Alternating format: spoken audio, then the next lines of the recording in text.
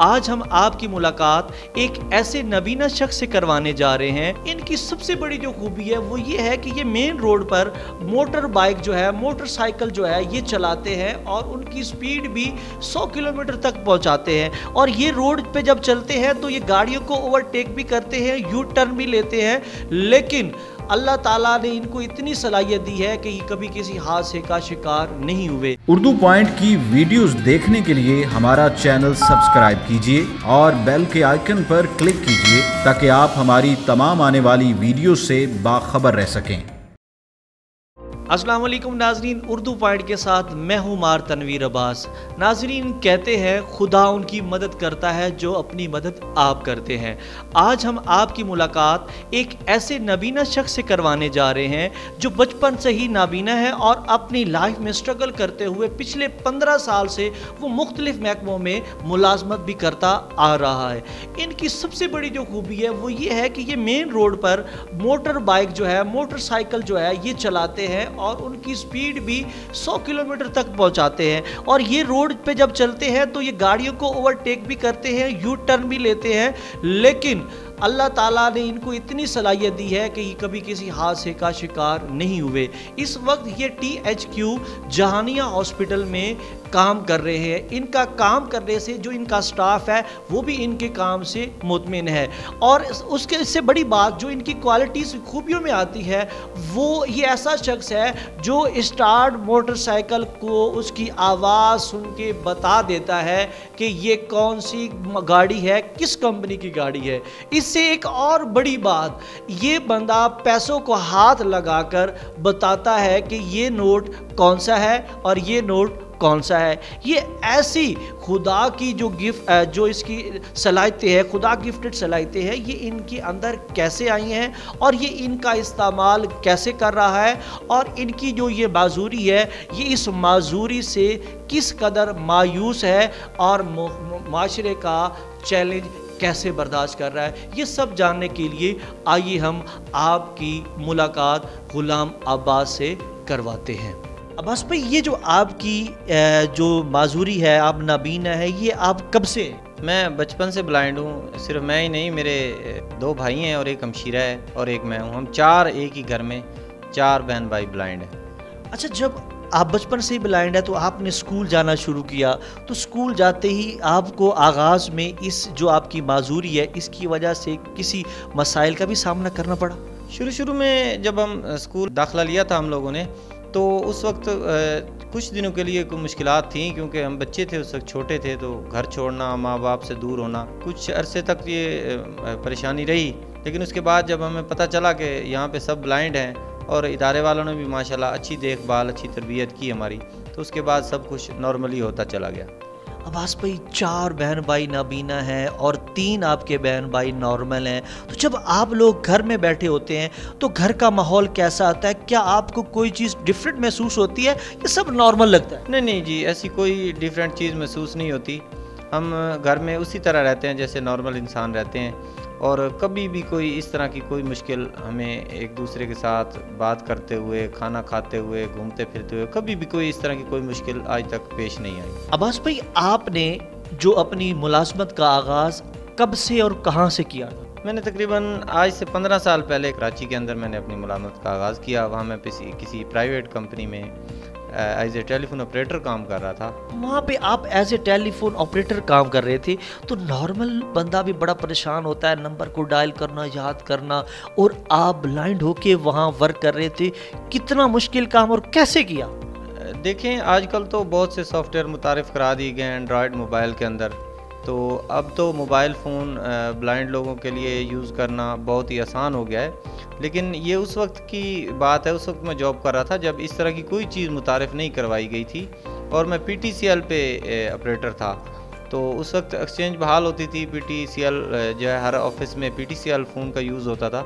तो अल्हम्दुलिल्लाह मैंने PTCL पे जॉब की है और बड़े आसान तरीके से जॉब की है। आप मेरे अफसरान से भी मिले हैं, तो जैसे यहाँ मेरे अफसरान ने तारीफ़ की है, वो अफसरान भी मेरी इसी तरह ही तारीफ़ करते थे। और जब मैंने वहाँ से रिज़ाइन करके यहाँ मैं आ गया पंजाब के अंदर, तो वो मेरे यहाँ घर पे भी आए, मेरे वालिद साहब की भी मिन्नत समाजत की कि यार ये बंदा हमें छोड़ के आ गया, तो मेहरबानी करो इसे कहो हमारे साथ चले।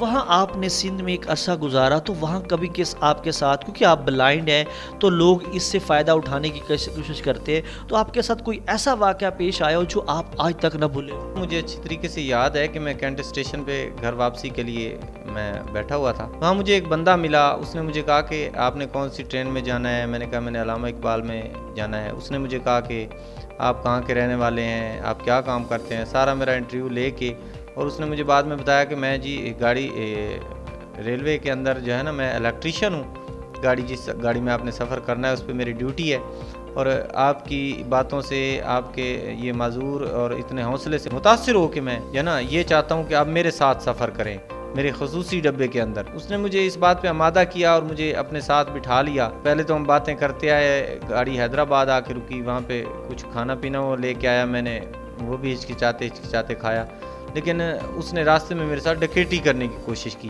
डब्बा गालबन लोडिंग वाला था, मुझे बाद में इस चीज़ का पता चला। मैं तकरीबन 1 से 1.5 घंटा उसके साथ मुज़ामत करता रहा, हमारी आपस में हाथापाई होती रही। उसने मेरे कपड़े वगैरह भी फाड़े, मेरे बैग फाड़ के उसकी तलाशियाँ ली। अल्लाह से दुआ मैंने की कि अल्लाह मुझे इस मुश्किल से निकाल। रोड़ी आके गाड़ी जैसे ही रुकी, मैंने खिड़की खोल के आवाज़ लगाई और वो बंदा मुझे छोड़ के भाग गया। तो अल्हम्दुलिल्लाह मैं उसमें भी, वो मेरा कोई नुकसान भी नहीं कर सका और वो मेरे लिए एक बहुत सबक अंदोज़ वाक़या बन गया। इस वक्त आप THQ जहानिया वर्क कर रहे हैं और हमने वहाँ पे आपको देखा, आप नॉर्मल लोगों की तरह सीढ़ियाँ भी चढ़ रहे थे, वर्क भी कर रहे थे, लोगों से मिल रहे थे। तो अब यहाँ पे आपको काम करते हो, क्योंकि यहाँ सारे नॉर्मल लोग हैं, तो आपका एक्सपीरियंस कैसा है? नहीं, अल्हम्दुलिल्लाह मेरा यहाँ पे एक्सपीरियंस बहुत अच्छा है और मैं यहाँ तकरीबन मुझे 5वां साल है। पहले 2 साल मैंने कंटीजेंट पे स्टाफ किया, 2.5 साल, उसके बाद फिर मैं रेगुलर हो गया। तो ऐसा कोई इस तरह का कोई मसला मेरे साथ यहाँ THQ के अंदर पेश नहीं आया और बिल्कुल नॉर्मल तरीके से मैं अपने काम को बड़े आसान तरीके से सरअंजाम देता हूँ। बस भाई, हमने आपको देखा है आप तकरीबन 100 किलोमीटर की स्पीड से मोटरसाइकिल भगा रहे थे, इतनी हैवी ट्रैफिक थी, मेन रोड पे थे, तो आप ब्लाइंड भी हैं और आप गाड़ी भी ड्राइव करते हैं, तो ये कैसे करते हैं? ये जी अल्लाह का एहसान है, इसमें मेरा कोई कमाल नहीं है। मैं तो ये अल्लाह ताला ने मुझे एक सलाहियत दी है, इसमें मेरा कोई कमाल नहीं है। मैं कभी भी इस चीज़ पे फ़ख्र मैंने नहीं किया। बाकी मेरा बच्चा भतीजा साथ होता है, तो ये भी अल्लाह ताला ने एक दुनिया को दिखाने के लिए एक मेरे पीछे मैंने इसको बिठाया हुआ है बच्चे को। अच्छा, जब आपके सामने यू टर्न लेना होता है या ओवरटेक करना होता है या आपके पीछे गाड़ी आती है, तो उस कंडीशन को आप कैसे हैंडल करते हैं? इस तरह है कि बंदा अपने हाथ पे जा रहा हो, अब पीछे से गाड़ी आएगी तो ज़ाहिर है उसका रास्ता खुला होगा, वो अपने स्पीड से निकल जाएगी। हमेशा हादसात तब होते हैं जब बंदा आउटसाइड जाता है, तो मैंने कभी भी आउटसाइड ड्राइविंग करने की कोशिश नहीं की। मेरी कोशिश यही होती है कि मेरी तरफ से किसी को, आने वाले को, जाने वाले को तकलीफ़ ना हो, और अल्हम्दुलिल्लाह यही मेरी कामयाबी का राज है कि मुझे 10 साल 12 साल हो गए हैं इन्हीं रोडों पे बाइक चलाते हुए।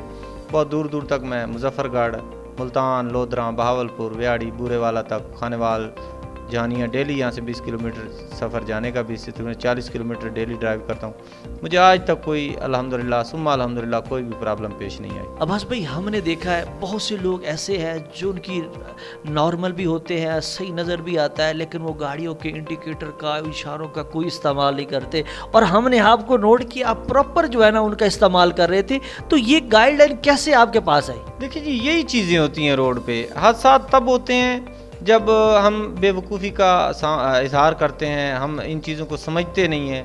अगर हर बंदा देखें, अब आउट ऑफ कंट्री चले जाएं, हर बंदा वहाँ पे कानून की पासदारी करता है।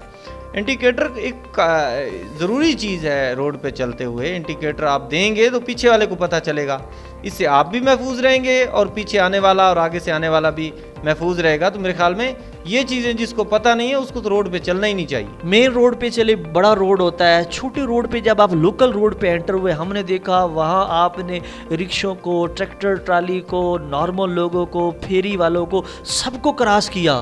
तो ये कैसे कर लेते आप? ये देखिए, ये अल्लाह ताला की मेहरबानी है।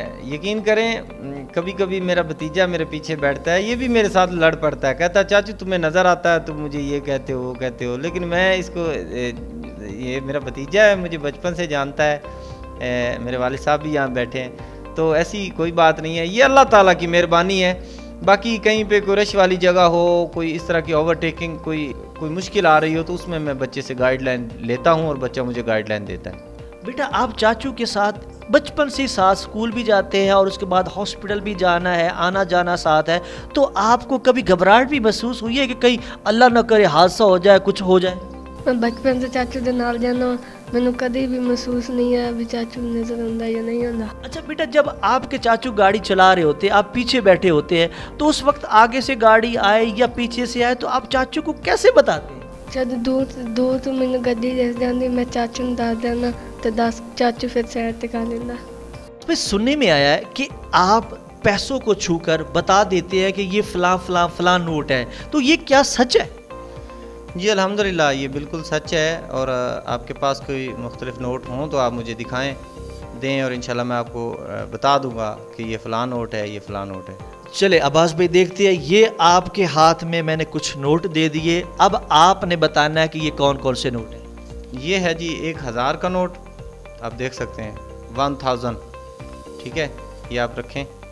1000, 100 का नोट है ये, ठीक है। और ये 500 का नोट है ये।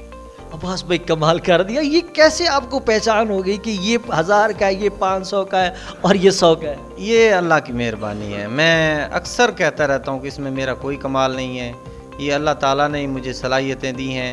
मैं उस ज़ात का जितना भी शुक्र अदा करूँ मेरे ख्याल में कम है। मुझे कुछ लोग कहते हैं यार तेरी आंखें होती तो ये कर देता, वो कर देता, लेकिन मैं उनको ये बात बताता हूँ कि देखो मुझे अल्लाह ने जहाँ रखा है मैं अल्लाह का शुक्र अदा करता हूँ, अल्लाह की ज़ात पे राज़ी हूँ। अगर मेरी आंखें होती तो मैं भी किसी की, जैसे यहाँ पे जट लोग 8वें हिस्से पे वाही करते हैं, 10वें हिस्से पे किसी की फसल काश्त करते हैं, तो मेरी आंखें होती तो मैं भी वही फसल काश्त कर रहा होता और मुझे जट ज़िम्मेदार जो है वो झिणकें देते, जिसे हम पंजाबी में झिणक कहते हैं, या प्रेशराइज़ करके कहते कि फ़लाँ आपने खाल नहीं निकाला, खाद नहीं डाली, स्प्रे नहीं की, चारा नहीं काटा। तो अल्हम्दुलिल्लाह मैं अल्लाह का तहे दिल से शुक्रगुज़ार हूँ कि उसने मुझे माजूर तो किया है लेकिन अपना माजूर किया है, दुनिया में मुझे किसी का मोहताज नहीं किया। तो मैं अल्लाह का तहे दिल से शुक्र अदा करता हूँ। अब्बास भाई सुनने में आया कि आप गाड़ी स्टार्ट होती है उसकी आवाज़ सुन के बता देते हैं कि ये गाड़ी कौन सी है, और इस वक्त आपके सामने एक गाड़ी स्टार्ट खड़ी है, अब आपने इसकी आवाज़ सुन के बताना है कि ये गाड़ी कौन सी है। जी ज़रूर, मैं इसकी आवाज़ सुन के आपको बताता हूँ। ये CD 100 cc है जी, इसको प्राइडर कहते हैं मेरे ख्याल से। अच्छा अब्बास भाई एक गाड़ी और भी हमारे पास खड़ी है, आप ज़रा इधर आइए, ये गाड़ी भी आप देखिए और इसको भी आपने बताना है कि ये गाड़ी कौन सी है।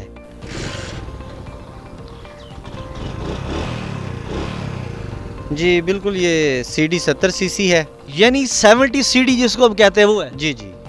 ये आपको कैसे मालूम हो जाता है, आप गाड़ी की आवाज़ सुन के आप बता देते हैं? देखें ये आपके सामने ही है, मैंने कोई इसमें कलाम तो नहीं पढ़ा, आपने स्टार्ट की मैंने बता दिया कि ये फलां गाड़ी है। अब्बास भाई बहुत से लोग ऐसे हैं जो माजूर है, चाहे आंखों से हो, हाथ से हो, पाँव से हो, ज़बान से हो, कान से हो, तो उन लोगों के लिए आप क्या पैगाम देना चाहते हैं? देखें जी, उन लोगों के लिए मैं यही पैगाम देना चाहूँगा, अपनी माजूरी को अपनी कमज़ोरी ना बनाएं। आपसे अगर अल्लाह ताला ने एक चीज़ ली है तो अल्लाह ताला ने आपको इजाफ़ी नेमतों से नवाजा है, सिर्फ़ आपकी छठी इस काम करनी चाहिए। आप उन नेमतों को महसूस करें और उनको जो है ना आप ज़रूरत में लाएं।